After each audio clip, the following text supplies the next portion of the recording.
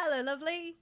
We've made it to the end of week 1. How exciting! My name's Zoe, my brain's a dragon, and it is time for our week 1 catch up. And I am really excited about it, largely because the plan fell apart, but also managed to work. So, what happened there?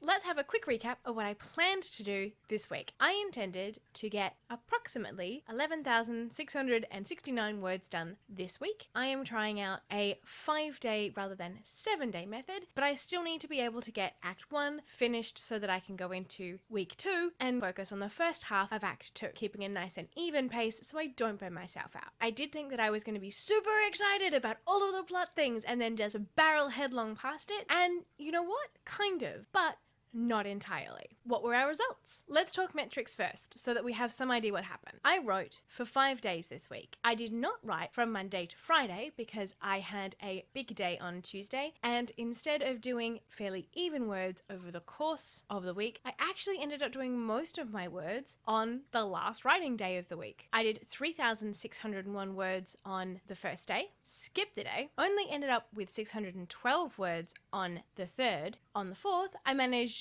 1,714 words, which is better than a nano because a nano is 1,667, but we're still not looking at being on track with that. And then on the fifth, I managed to get 2,392 words done. That brought me pretty close to par. For day 5, for the nano word counts, if you're using the 1667, you should be at about 8,335.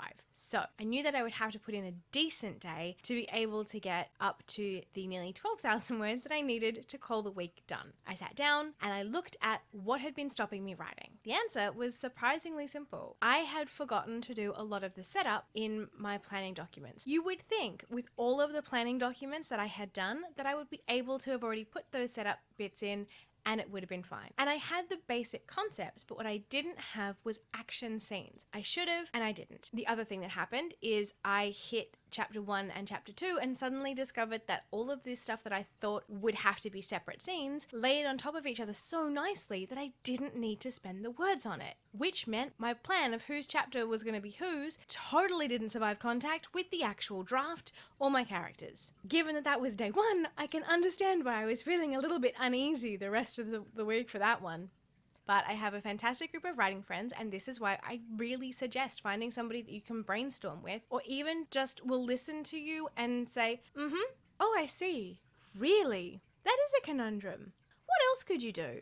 In important spots. Surprisingly helpful. Even if all they're doing is getting you to go over the absolute basics so that they're up to speed, so to speak, that means that you have had to process it and your brain is sitting there and hopefully playing with the ideas so that you can get a better idea of what you're missing and why you're feeling a bit stuck. I was feeling stuck because I had put all of this work into planning and it wasn't surviving contact with the prose. I should not have been surprised by this. This is my first time doing planning to this level. And realistically, I was a pantser before, well, Brain Dragon decided to pick up a couple of neurological shenanigans. So I was always going to have a more pantser-ish sort of make it up as you go feel to things once I started to actually write prose. It had also been a little while since I've written prose. So I was never going to be as comfortable with it as I had been when I was writing it on a regular basis. It only took me 5 days to really get into the swing of things. The most interesting part for me, though, was that despite having nails that I don't know how to work because what is this? And look, I get it. Other people work with much longer nails and are really successful at it, but these for me are quite long and I was having trouble with my typing and I've been smacking them on things and it's a process. I got them done Tuesday. It is only Saturday. I will get used to it. It will be fine. But the fact that I was able to get a really solid day in today, that was amazing. In fact, today I managed to catch up on all of the word count that I was missing and steam ahead like I thought I would do initially. So I have managed to do 6,179 words today, all of which were during sprints because I tend to work best with a bit of a community feel. But luckily for me, with my flexible schedule and time zone shenanigans, I was able to have company. So I got all of that done, which means that today I ended up finishing my word count at 14,214 words of prose. I am so excited. We are into into Act 2 at this point, which is really nice. And I'm surprised to find that Lawrence is actually far more talkative now when I have him in prose than when I had him in the draft. He is, in fact, actually pretty sweet. Bit jaded, kind of a bit of a dick without meaning to be, but if we didn't have a growth arc, where would we be? Felicity is also pretty guarded, but she is way more subtle about the way that she sets things up than I thought she was going to be. I knew she was going to be clever, I just wasn't sure what kind of clever. I've also been able to work more of the magic in without it feeling like a stretch. In fact, one of the really interesting things is that the way that Felicity uses magic is hidden. I'm not even kidding. At the moment,